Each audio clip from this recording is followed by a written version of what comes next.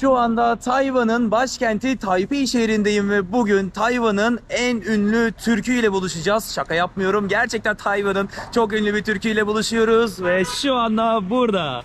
Abi nasılsın? Kardeşim sen hoş geldin. Atla hemen atla. Nasılsın abi? İyidir Mert'ciğim sen hoş geldin abi. Hoş bulduk abi. Ceza yemeyelim aman. Yazıyorlar mı hemen burada? Sana bir şey anlatayım ilginç gelecek. Tayvan'da abi Genju diyorlar. Yani şöyle bir şey. Mesela ben burada durdum ya. Polisin görmesine gerek yok. Amcanın bir tanesi arkadan fotoğrafımı çekip gönderip polise bana cezayı yazdırabilir. Yapıyor mu Tayvanlılar böyle ya? Yapıyorlar abi. Niye abi? Ne bileyim kıl oluyor birisi. Mesela durmuşum burada. Belki yaşlı bir teyze. Belki bir amca geçiyor oradan. Allah. Sen böyle orada mesela kabak gibi duruyorsun. Adam kıl oluyor. Ya diyor ki bu adam diyor buraya neden park etti? O anlık böyle bir tersine gelirse yazıp gönderiyor. Abi bu Türkiye'de valla kavga sebebi ya. Bunu Ama Türkiye'de bilemiyorsun yapsalar. ki kimin olduğunu. Tabii bulamazsın da. Hayatta bulamazsın. Mesela arada izleyenlere merhaba diyemedim. Herkese selam. Kurallara çok uyuyorlar. Tayvan genelde Bayağı uyuyor. abi. Genelde uyuyor. Ama Disiplinli Avrupa kadar değil ama Avrupa daha kuralcı. diyorsun abi. Almanya falan daha kuralcı. Almanya'da hiç acımazlar. Burada insanları mesela şöyle kırmızı ışıkta bekliyoruz ya. Mesela şu an duruyoruz. Önünden bir tane bile araba geçmiyor, şey geçmiyor. Burada yine de yayaysan bekleyeceksin abi. Geçemiyorsun karşıya. Tabii. Ve tek sıra halinde bekliyorlar. Yayalar yeşil yanması beklerken tek sıra haline giriyorlar. Ben ömrümde Tayvan'da ilk defa böyle bir şey gördüm. Sen Japonya'ya gitsen daha da şaşırırsın. Japonya daha robotik. Tayvan gene iyi. Biraz böyle kendi halinde. Güneye falan gitsen adam kas takmamış. Anladın mı? Böyle biraz daha bizim halimiz var, onlarda da var. Ama gene de kurallara uyuyorlar canım. Kaç yıldır burada yaşıyorsun abi sen şu an? 17 oldu benim. 17 yıl. Vallahi 17 oldu. Sen artık abi bir Tayvanlı diyebiliriz sana artık Zaten abi. Tayvanlıyım şey olarak. Yani kanunsal olarak şey Evet. aldım ya vatandaşlığını. Alarıvat abi fena burada uzun yıllardır artık. Tayvan'ın Türk muhtarı diyebiliriz artık yani. Sahil kenarına gidiyoruz. Aynen sahil kenarına gidiyoruz. Süper. Biraz dedim deniz görelim. Ya şimdi bazen geçenlerde de bir tane YouTuber arkadaş gelmişti buraya. Belki tanırsın, Mert Öztürk. Onu falan da götürdüm kuzeye. Abi deniz görmen lazım Tayvan'da. Şimdi ada olduğunu fark edemiyorsun. Evet, şehrin içine beton yığını diyorsun. Beton hep aynı yani. Şehirler dünyada hep aynı. Ya diyorsun ki ben adada mıyım, değil miyim? O yüzden adada olmanı hatırlatmak için kuzeye gidiyoruz. Bir de zaten küçük bir ada ülkesi yani bir ucundan diğer ucu bir 10 saat falan. Tayvan en güneyine gitsen hızlı trenle 90 dakika sürüyor. Ben arabayla 4,5 saatte giderim mesela. En böyle güneyindeki noktaya gideceksen de 16 saat falan sürer maksimum. Ve oralarda çok güzel yerler değil mi abi? Güzel. Bizim balıkçı kasabalar olur ya, o tarz. Tayvan mesela bir Tayland gibi değil. Mesela Tayland çok turistik. Tayvan'da o kadar çok turistik otel yok mesela. Gittiğin zaman o tarz yerlere şeyi düşünebilirsin yani. Ya şimdi orada beni oteller karşılayacak, her yerde böyle insan kaynayacak. Tayvan o kadar turistik bir yerdir. Yani turizm Daha potansiyeli güzel. olan ama turizm anlamında pastadan yeteri kadar pay alamayan bir memleket burası. Çok ihtiyacı da yok aslında ekonomi olarak. Çünkü zaten kendi kendine şirketleriyle, teknoloji şeyle falan yetiyor Kafayı zaten. tabii ona yormuşlar biraz. Mesela Tayland kendi böyle teknoloji şirketi falan pek olmadığı için turizme daha Mecbur. çok ağırlık vermek zorundalar. Tayvan geliri zaten biliyorsun, çip üretimi, elektronik üretimi. Tabii Turizmde turizm pek- olmasa da olur gibi Bir yani. de kültürlerinde yani denize girelim ve burayı biraz güzelleştirelim. Daha fazla turist gelsin şeyi falan mantığı yok. Adamlar Olabilir doğal aslında. yani böyle. Aynen bırakmış oraya. Mesela gidiyorsun denizin dibinde, bak birazdan göreceksin. Hani deniz çok güzel ama ev mesela eski. 50 senelik ev. Tayvanlı insanları zaten ben sevdim. Gördüğüm en güvenli ülke diyebilirim. Yani Sakin. bir insanın olması gerektiği gibi bir insanlar. İnsan abi. böyle olur yani değil mi? Evet. İnsan böyle olması lazım. Evet. Araba kullanıyoruz değil mi şu anda? Bir korna duydun mu? Sıfır korna sesi Ya var. mantık Evet. olan bu yani. Ama Türkiye'de özellikle Türkiye demeyelim ama şimdi İstanbul diyelim. Abi o stres ne ya öyle? Bak burası da büyük şehir, orası da büyük şehir. Abi korna, bağırış, gürültü, kavga, ses. Ve kalabalık bir yer burası. Hani ne kadar küçük olduğunu zaten sen az önce söyledin ve ülkenin nüfusu 24 milyon. O kadar. 36 bin kilometre kare Tayvan. Hani Ve o- aslında bu ufak. küçük ada ülkesine göre fazla insan var aslında. Tabii canım. 24 milyon. Kalabalıklar ama yine de trafik gayet de rahat. Bu arada Tayvan'da çok farklı bir olay var. Tayvan ülke mi yoksa ülke değil mi? Bunun dünyada çok bir tartışması var. Dünyadaki çok fazla ülke Tayvan'ı ülke olarak tanımıyor. Türkiye'de dahil. Rıfat abi zaten burada yaşayan birisi olarak her şeyi çok iyi biliyor. Tayvan bir ülke mi değil mi? Dostlar herkese anlatayım bunu. Çünkü çok merak ediliyor. Çoğu kişi yanlış biliyor. Tayvan ile Çin arası hep böyle sıkıntılı. Haberlerde görüyoruz. Bana da bazen diyorlar ya savaş olacak işte Çin bombalayacak falan filan diyorlar. Şimdi ben size şöyle anlatayım. Tayvan'daki yaşayan insanlar bundan Tayvan'da yaşayan Çin ırkını diyorum yani Çinliler. 400 sene önce Çin'den buraya göç eden kişiler. İlk buraya gelen Çinliler için söylüyorum. Ama Tayvan'da normalde yaşayan yerliler var. Onlar da Tayvan'ın kendi yerleri. Ama şöyle bir durum var. Şimdi Tayvan'da 400 sene önce Çin'den gelen insanlar Tayvan'da Çin kültürünü devam ettiriyorlar. Çince konuşuyorlar. Geldikleri bölgelerin bu aksanları, lehçelerini falan onları buraya taşıyorlar. Kültürleri, dinleri, tapınakları hep beraberine geliyor. Fakat sorun şurada kaynaklanıyor. Şimdi olay Çin Hanedanı zamanında 1895 senesinde Japonya ile Çin büyük bir savaş yapıyor. Savaşı kazandıktan sonra Japonya Çin'e diyor ki evet diyor ben savaşı kazandım. Bana diyor savaş tazminatı vereceksin. Ne vereceksin diyor. Tabii paralar falan veriliyor ve Shimonoseki anlaşması yapıyorlar 1895'te. Bu savaştan sonra bu ilk Çin-Japon savaşı. Bu savaştan sonra diyor ki Tayvan adasını sana vereyim. Japonya'ya Tayvan adasını veriyor Çin. 1895'ten 1945'e kadar Tayvan'da Japon hakimiyeti var. Vali Japon oluyor. Yönetim Japon oluyor. Buradaki başkanlık sarayını Japonlar yapıyor. Üniversiteleri Japonlar yapıyor. Aklına gelebilecek Tayvan'da şu anda ben güzelim denen binaların çoğunu, yolların çoğunu Japonlar yapıyor. 50 sene Tayvan Japonya hakimiyeti iyi yönetiliyor. Zaten şu anda Tayvan ve Japonya arasındaki iletişim iyi. Çinliler Japonları hiç sevmezler. Tayvanlar Japonları severler. Çünkü Tayvan Japon hakimiyetinde kaldığı dönem içerisinde bu 50 sene içerisinde iyi geliştiği için, iyi izlenim bıraktıkları için severler. Fakat Çin'de de 1911 senesinde veya 12 senesinde Çin Cumhuriyeti kuruluyor. Yani Çin Hanedanlığı, bizim Osmanlı gibi düşün. Çin Hanedanlığı tarihe karışıyor. Yerine Çin Cumhuriyeti kuruyorlar. Sun Yat-sen önderliğinde 1912'de. 1945 senesinde bu 2. Dünya Savaşı bitiyor ya. O atom bombası ile ilgili değil mi abi? Atom bombası atıldıktan sonra o arada bir de Çin karışıyor. Çin karıştıktan sonra Japonya kaybediyor ve Japonya şeyden ayrılıyor. Çin'den ayrılıyor. Bu sefer Çin'de kim kalıyor abi? Bir Çin Cumhuriyeti'nin o kurucuları, yani milliyetçiler, bir tarafta da komünistler. Ama komünistler o kadar güçlenmişler ki bu dönem içerisinde artık diyorlar ki biz bu milliyetçileri istemiyoruz. Onu Çin'den kovuyorlar abi. Bu adamlar da ne yapıyorlar? Diyorlar ki biz kaybediyoruz. Ne var ne yok, altın, para ne varsa diyorlar toplayalım, güneye çekilelim. Güneye çekiliyorlar ama artık o kadar güçlenmişler ki komünistler. Bunlara güney de dayanamıyor. Milliyetçilerin gidecek bir yeri kalıyor dostum. Tayvan. Diyorlar ki biz Çin Cumhuriyeti olarak yani ya öleceğiz burada kalıp yok olacağız ya da diyorlar biz Tayvan'a geçelim. Çin Cumhuriyeti'ni burada yaşatalım. Çin Cumhuriyeti burada yaşasın. Biz diyorlar zaten yarın öbür gün güçleniriz gene geri geliriz. Ya milliyetçiler en son Tayvan'a kaçıyorlar 45'te. Aynen. Milliyetçiler 1945 ile 49 senesi arasında buraya yavaş yavaş çekilmeye başlıyorlar. O adam diyor ki burası bundan sonra benim. Çin Cumhuriyeti burada yaşayacak. Hiçbiriniz diyor şey yapamazsınız. Sıkı yönetim ilan ediliyor. Anlayacağın o dönemdeki insanlar, o dönemde yaşanan o kanlı olaylar yüzünden birçok kişi şu anda o Kuomintang rejimine, o dönemdeki rejime bir tepkilidir. 96 senesine kadar yanlış hatırlamıyorsam sıkı yönetim devam ediyor Tayvan'da. O arada 1949 senesinde de Çin Halk Cumhuriyeti kuruluyor. Oldu mu sana iki tane Çin? Bir tanesi burada. Bir Tayvan'daki Çin, Çin'deki Çin. Aynen, bir tanesi burada milliyetçilerin getirdiği Çin Cumhuriyeti, bir tanesi orada Çin Halk Cumhuriyeti. Ama yukarıdaki komünist Tayvan'daki milliyetçi Çin aynen, tarafları. Aynen öyle geçiyor. 1972'ye kadar dünya Çin Cumhuriyeti'ni tanıyor. Tayvan'ı tanıyor Çin olarak. Çin'in tek temsilcisi. Yani birleşik olarak Çin, hepsi Çin diyor herkes. Hepsi Çin diyorlar. Ya Çin diyorlar, bu. Tayvan yönetiyor yani Çin'i. Ondan sonra tabii Çin Halk Cumhuriyeti'nin büyük olması, ekonominin yavaş yavaş gelişmesi. Onlar da kafayı artık abi açıyorlar. Kültür devrimi falan bitmiş.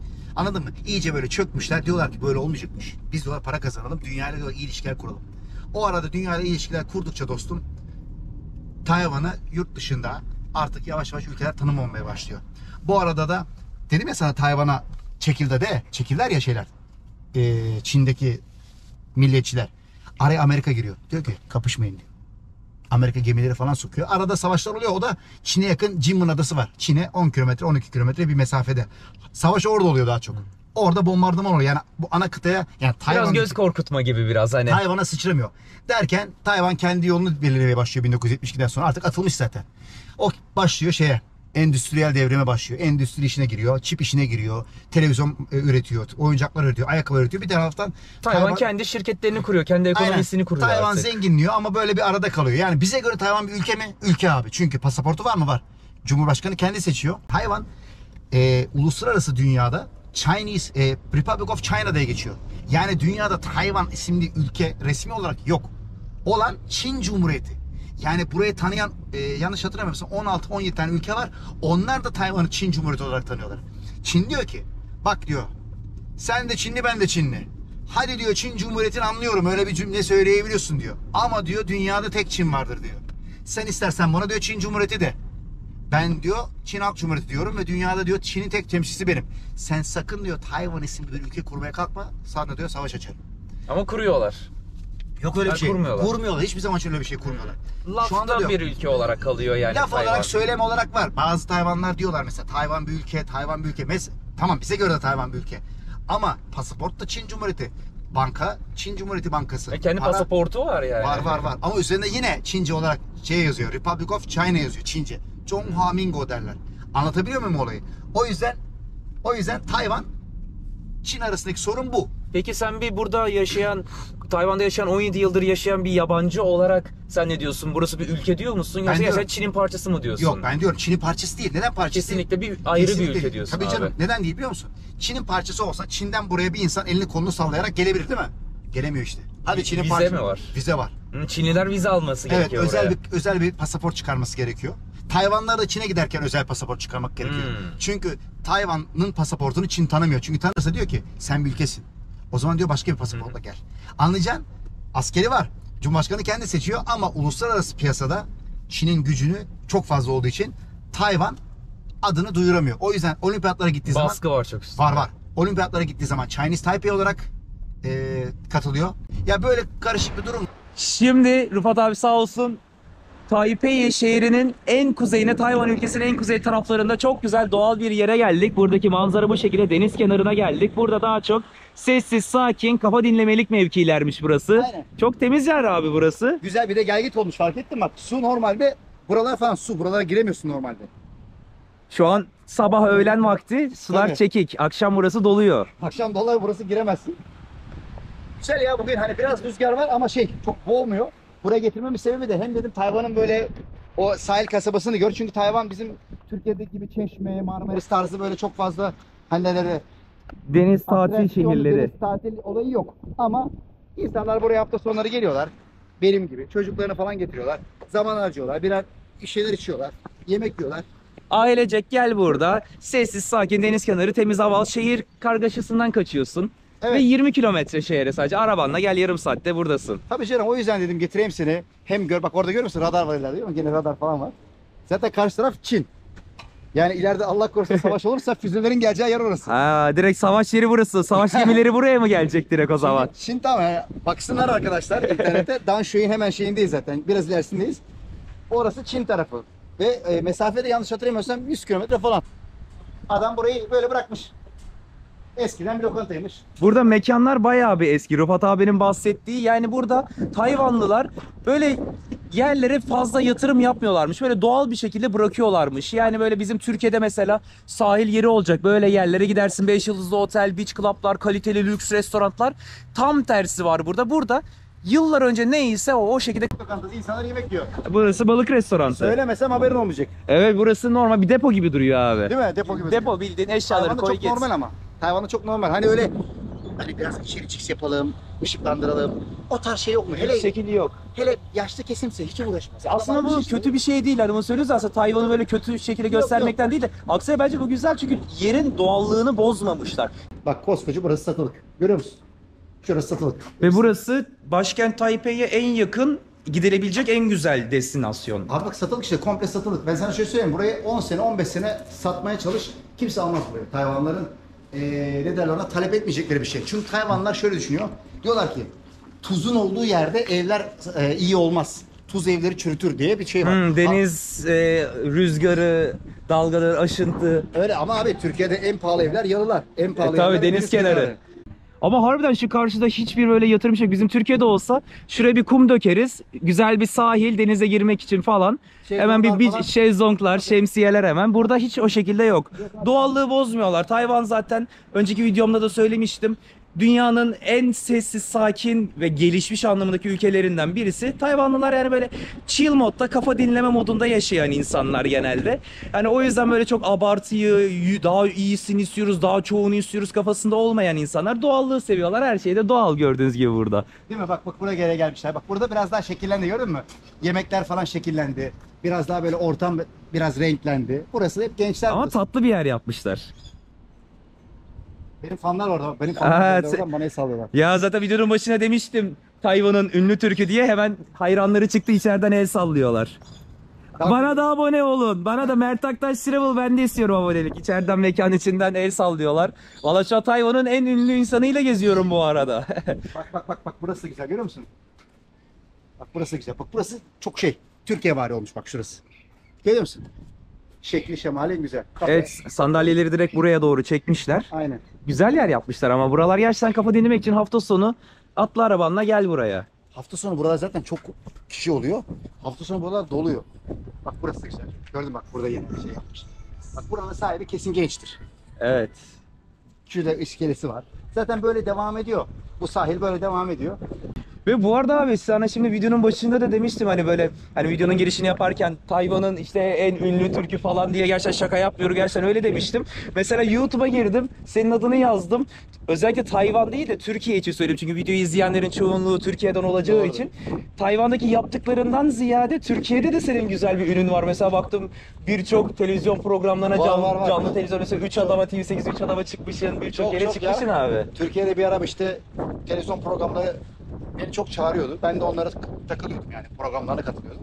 Sohbet oluyordu, muhabbet oluyordu. Burada yaşadıklarımızı anlatıyordum. Hem de kendi ülkeme anlatmak da güzel bir şey. Hani insanlar bir şey yapıyorsak, hani buralarda Türkiye'yi tanıtıyorum ya, Türk ürünlerini getiriyorum.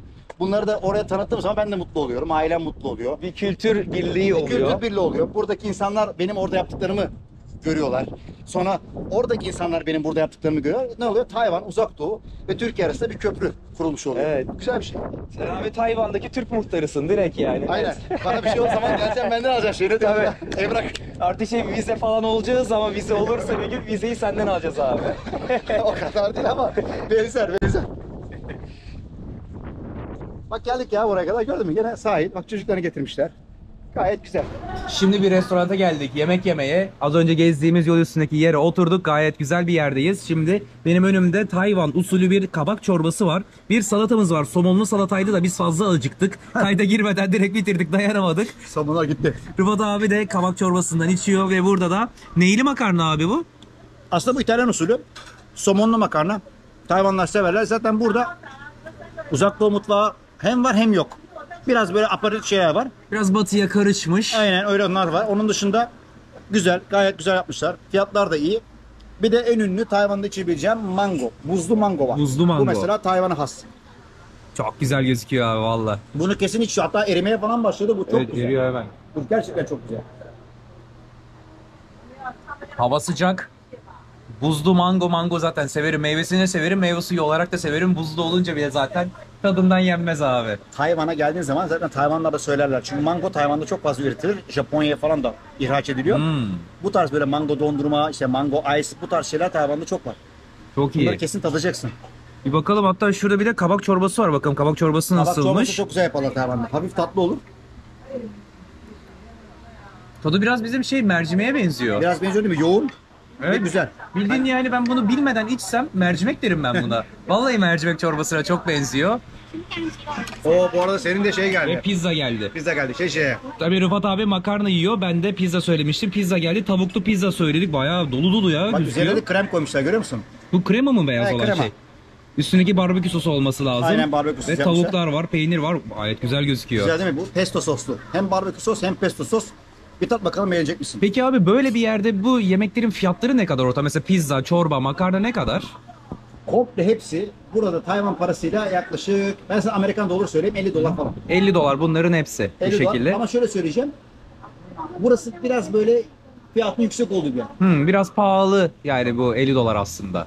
Ya burası için artık normal. Çünkü bu tarz bir yemeği daha ucuza da şeyde falan yersin. Daha böyle Merkezde. merkezde yerlerde Zaten burası yiyebilirsin. biraz şehir dışında kafa dinleme tatili yeri gibi yer olduğu için bir tık fazla. Burası deniz kenarı ya.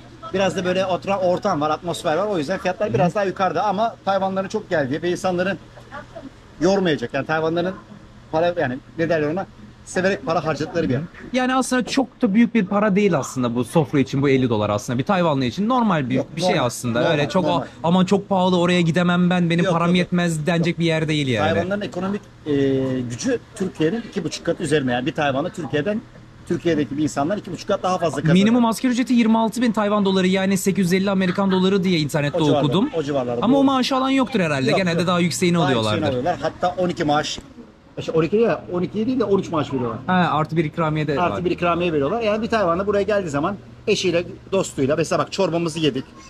Ne kadar yapıyor? 50 dolar yapıyor. Türkiye'de iyi bir yerde de yediğin zaman da Yine aynı şey aslında. Böyle bir tatil yerine geleceksin, denize sıfır aslında. Yine 50 dolar 1500 TL desek.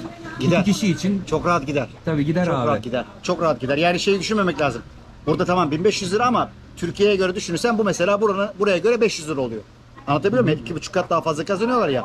Ama Türkiye'de böyle bir ortamda 500 lira yemek yiyemezsin. Çünkü Tayvan'da ortalama maaş ne kadar? Hani iyi değil, kötü değil. Sıradan bir maaşın var. Bence sıradan Standart maaş bir mesleğin Amerikan var. doları 1500 dolar. Sıradan. 1500 dolar. Sıradan.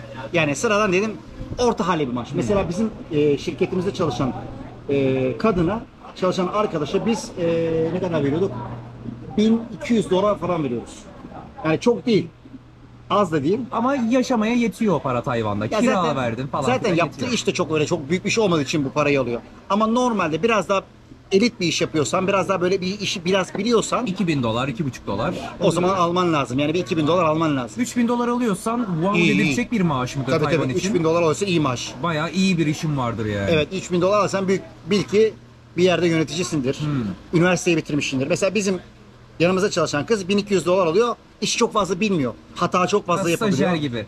Yani hata çok fazla yapıyor. Üniversite mezunu değil. Anlatabiliyor muyum? Yani iyi bir üniversite mezunu değil. Çok fazla etkin böyle bizim işimizi görecek kadar Maaşlar yapıyor. ortalama 1200 ile 2500 arası diyebiliriz Aynen yani. ama 2500 maaşın üzerine geçtiğin zaman Tayvan'da, dolar üzerine geçtiğin zaman Kralsın. kral demeyelim de iyisin. İyi, güzel İyisin. Bir de abi. eşin de 2500 alıyorsa o zaman iyisin. Güzel, o zaman hadi ben seni tutmayayım, yemeğini soğutma abi. Başlayalım, biz bir yemeğimizi yiyelim, sonra zaten daha bütün gün beraberiz, sohbet muhabbet devam edeceğiz. Halden de anlayın artık ya, öğlen oldu, bir kahvaltı yapalım şimdi artık, bir yemeğimizi yiyelim sonra devam ederiz. Şimdi yemeğimizi yedik, kalktık, Rıfat abiyle çok güzel bir yere geldik. Burada bir parktayız ve aynı zamanda özlenilen lezzetler. Bakın elimde, bu bir reklam değildir bu arada. Hani Uludağ soda Türkiye'den geldi direkt. Rıfat abi sağ olsun bana soda verdi ve Rıfat abinin kendi işi bu. Evet biz Türkiye'den ürünler getiriyoruz. Burada Tayvanlı dostlara bunları pazarlıyoruz, anlatıyoruz.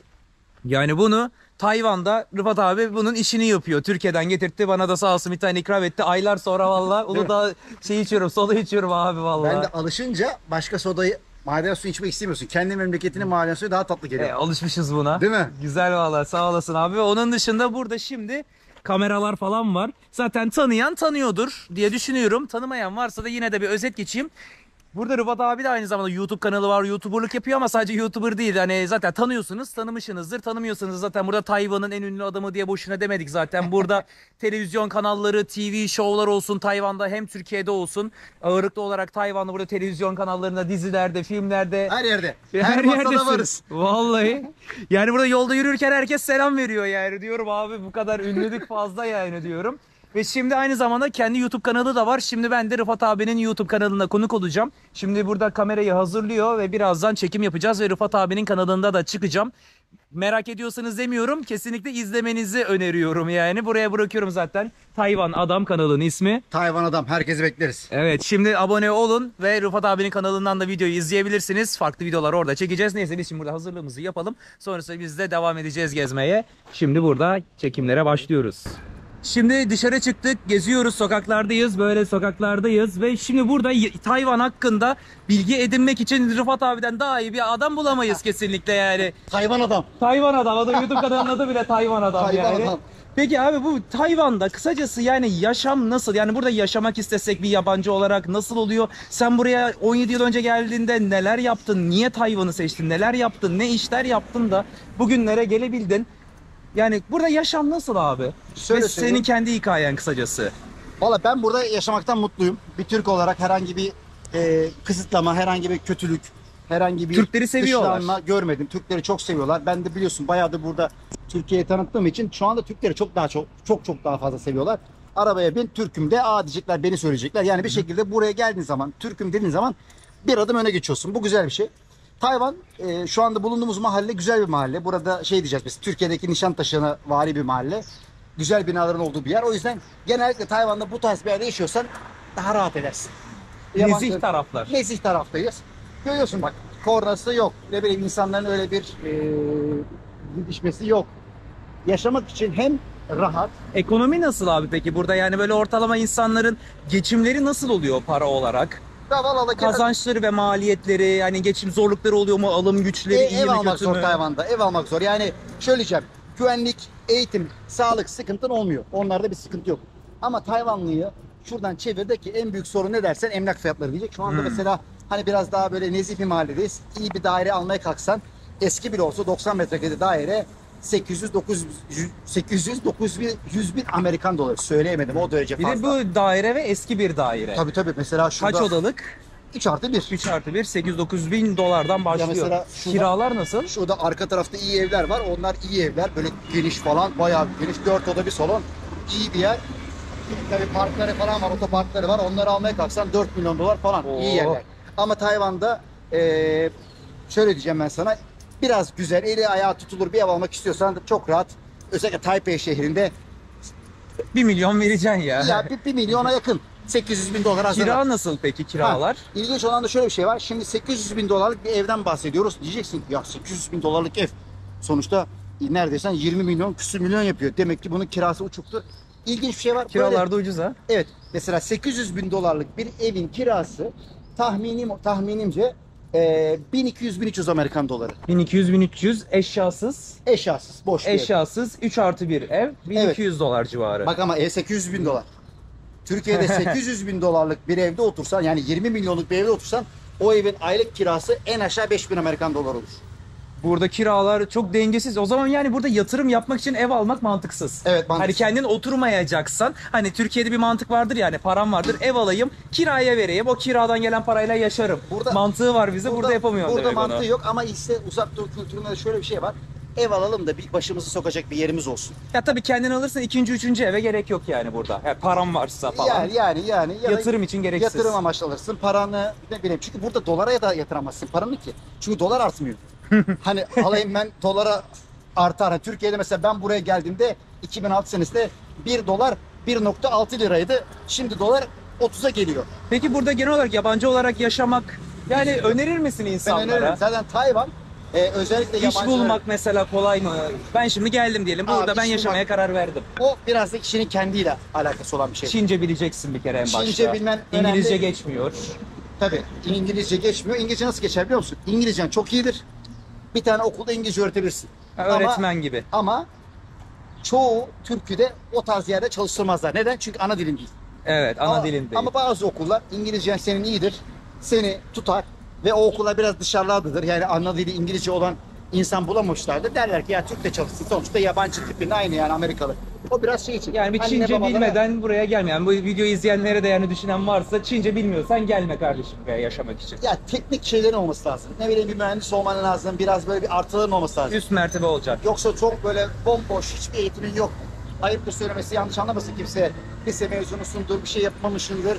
Bir tecrüben yoktur. Vasıfsızsan zaten Ha, ne vasıfsızsan yapsınlar buraya seni? gelirsin, adam seni ne yapsın? Zaten Filipinlere, adam Evet. Filipinlerden, Endonezya'dan bir sürü vasıfsız adam geliyor. Hani Türkiye ihtiyacı yok adam. Peki senin hikayen nasıl abi? Sen nasıl geldin de nasıl başardın? Ben burs aldım. Tayvan bursunu kazandım. Türkiye'de Çince okuyordum. Bu arada bu dıt dıt çok Tayvan'da duyulur. Otobüsler Tayvan'da sağa sola gittikleri zaman, sinyal işareti yaktığı zaman bütün büyük araçlar öter. O da bilgi olarak bulunsun.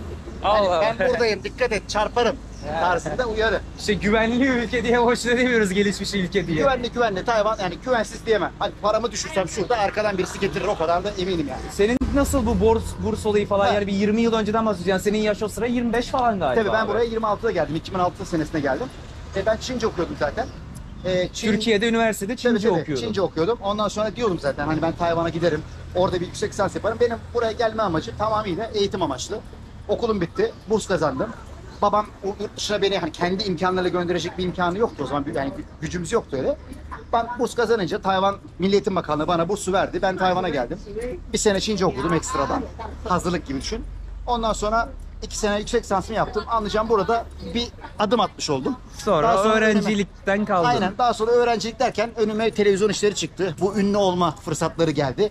Ben de bunları iyi değerlendirdim. Biraz da tabii kendime yatırım yaptım sürekli. Öğrenci gelip Tayvan televizyonlarında Aynen, başladın aynen, artık aynen. böyle ekran Küçük karşısında. küçük işte başladım. Sağda böyle solda küçük şovlara katıldım. Orada yancı derler ya böyle kenarda şovun içerisinde komiklikler yaptım.